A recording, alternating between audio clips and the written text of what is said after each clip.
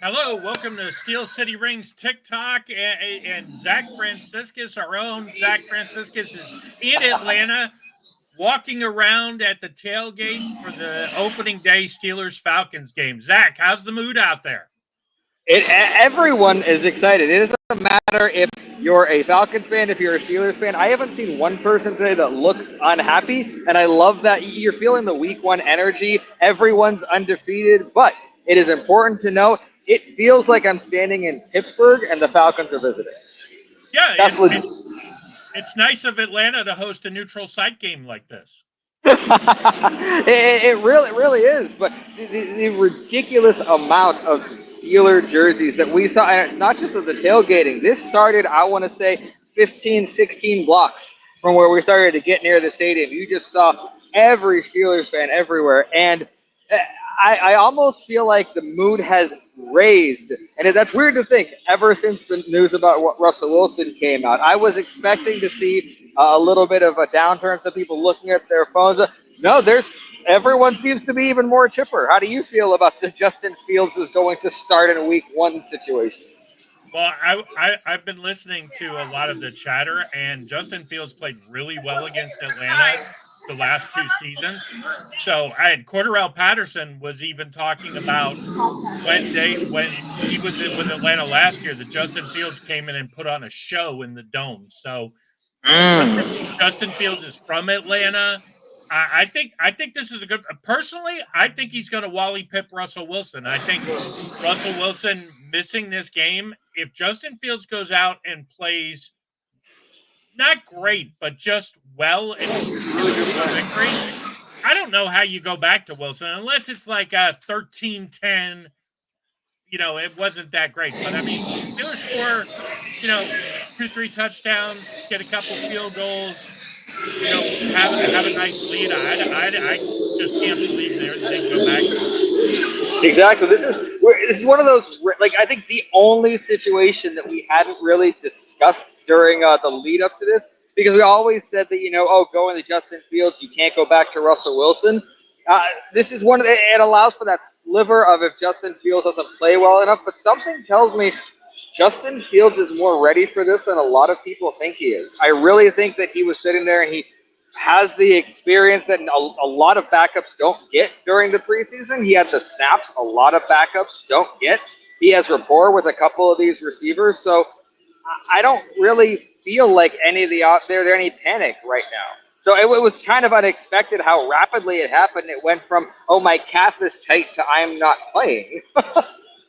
And it really, I mean, the thing I'm excited to see because I think there'll be a lot of RPOs in the game plan now with Fields as the quarterback.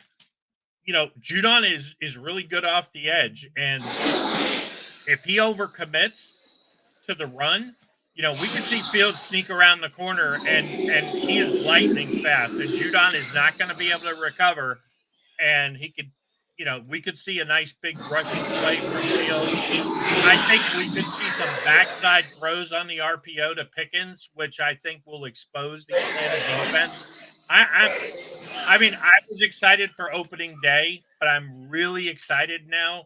And I don't feel like I'm just excited because watching the defense try to keep it close enough for Russell Wilson to plod through a game. I think it could go badly, but I think it's going to go great. And I think this is now Justin Fields' team. I agree, and I think yet again I'm not in the locker room, but what I kind of feel is the defense is already excited about this season, about having all the pieces. But the defense likes being in the spotlight. They like having the pressure on them, and they know the weight is on them. So I think they're going to go to Justin Fields, TJ, or Minka, and they're going to say, "Don't worry about turnovers. You ball out. We got your back." Kind of saying, Yeah. I look play a comfortable game because to me, if my acceptance for turnovers just got a little higher now that Fields is in. If Wilson was in, it was you do not turn the ball over. With Yeah. Wilson, stretch the field, take some chances. I'll take a couple turnovers now, where before it wasn't acceptable. So a lot has changed about this.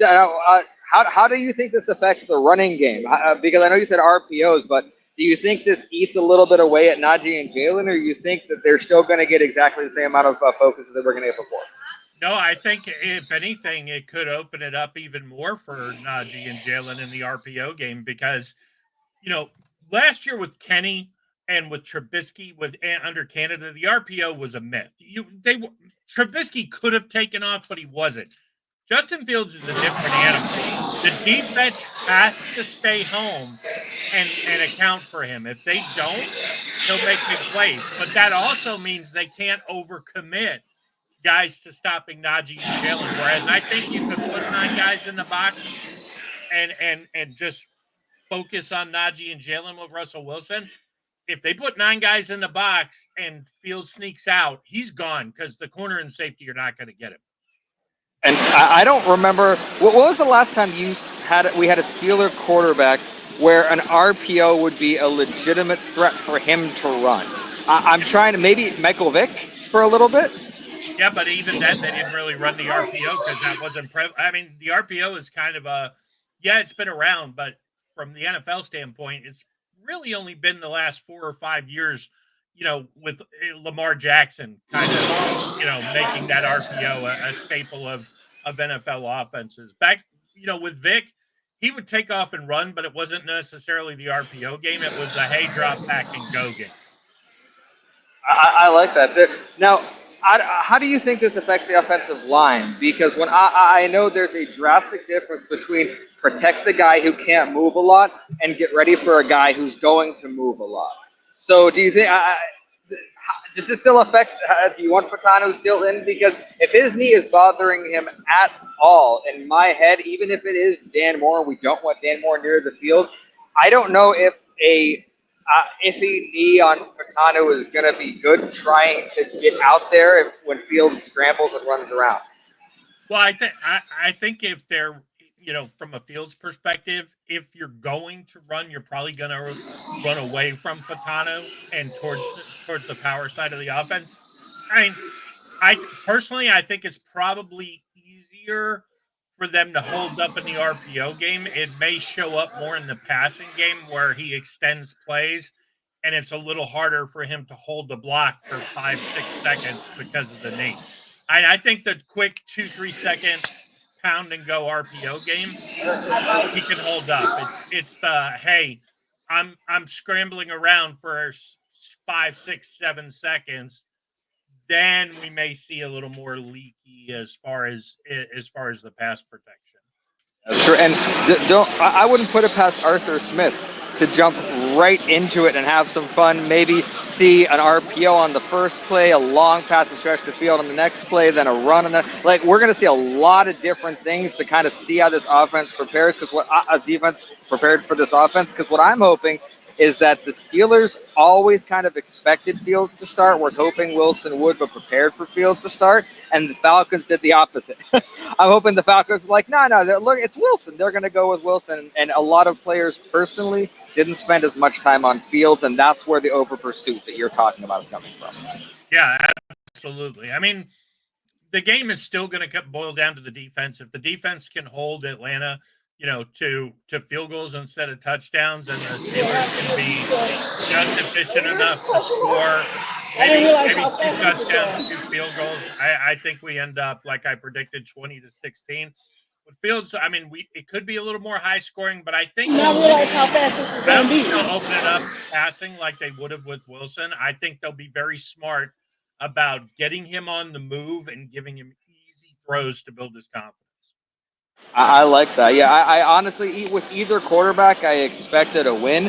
With this, I'm allowing it to be a little closer because, like I said, if turnovers happen, I expect the defense to have their back, but I'm giving that little bit of space. But I'm expecting a more fun game and maybe a little bit of a sigh of relief almost that if the Wilson era had to end, then it's going to end early, so there was no growing pains or anything. And if it's Justin Fields' team from here on out, then all you...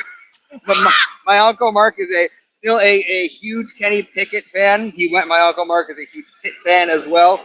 So he has told me multiple times today that if I don't have anything nice to say about Kenny Pickett, to not say anything at all. So I'm going to keep my mouth shut about it. Because I have nothing nice to say about it. That's all in the past. We're forgetting all about Kenny. It's the Justin Fields era starting today. Okay, well, we're going to start walking into the stadium, but if I can get out to a platform or something at halftime, maybe we'll check in and see where we are from there. But it's going to be a fun, open game with Fields at quarterback. Sounds good. And hey, for those of you who don't do it already, please follow us, like, subscribe, share this video, turn on your notifications so if Zach can find a spot during halftime to talk, we can talk about the game, and I'm sure we'll talk about it after it happens. So, Zach, enjoy the game. I know I'm going to, and I wish I was there with you. Okay, thank you guys. Enjoy.